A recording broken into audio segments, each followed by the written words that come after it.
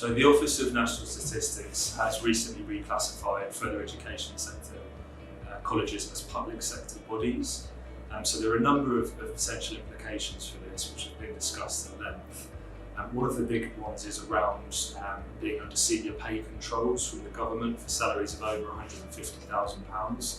So whilst a college will still have the autonomy to set their salaries and set their benchmarks, any salaries over £150,000 will need to be signed off at governmental level. In terms of how that process is going to work, that's been quite clearly laid out, and that's happening in a lot of other sectors at the minute.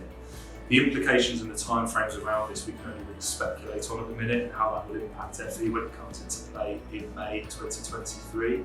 But in terms of the way that could potentially impact the jobs market, I think what we're probably likely to see if requests are turned down, or if the process is taking a long time, is we believe that we will probably see more people entering the market as interim workers. We've already seen massively high demand for interim senior leaders within the FE sector over the last 12 months. It's increased by about 40% in terms of the demand that we're getting at Morgan Hunts. So we feel that if people are potentially having the opportunity to go into higher paid jobs of over £150,000 to turn down that recruitment stage, we believe more people will enter the interim jobs market. A lot of people are seeking that flexibility of interim work. They can often get paid more than their permanent equivalents as well, and I think that flexibility is really, really important to people at the minute. The need for colleges to utilise interim staff at senior leadership level is really important, particularly if they've got gaps to cover when people are leaving.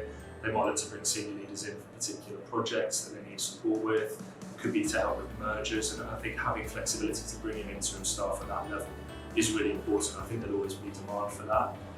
They'll often be able to attract people who have maybe already done those positions, as opposed to sometimes in permanent roles people might be looking to get promoted into senior leadership roles. So those interim workers will be able to bring a whole set of skills. They'll have often done similar roles in similar organisations as well. However, having people working in those positions at chief executive level over a longer period of time, could have potential implications on how those colleges work and how they run. And clearly having stability at a senior level and being able to appoint a permanent post holder within a certain period of time is going to be hugely important for those organisations. So there could be a real impact if these requests are turned down for salaries over £150,000. I think one of the big things for us at the minute is adding another layer of paperwork into the recruitment process and having to get this signed off outside of the college. Time delays, have a massive impact in the recruitment process. At senior level, the recruiting a new CEO can take anywhere between 6 and 12 months in terms of running that campaign and getting somebody started. If that's delayed even further, there's a real risk that they're going to be out without a senior leader for a longer period of time than they can really do with. So I think being able to be agile, work at pace in recruitment is so important at the minute. There's such a fight for talent. There's a lot of demand for senior leaders and good senior leaders out there. Those organisations that aren't able to move quickly through a process are at real risk of missing out on people and losing people throughout the process.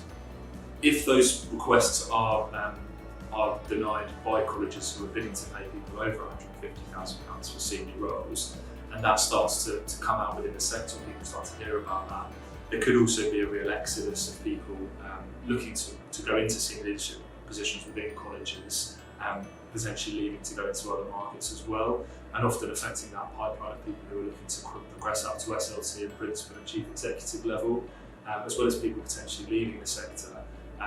Clearly it's going to have an impact on bringing people in from other sectors as well. We've seen some really, really good people come into FE colleges, particularly in positions like COO, finance director, HR director level.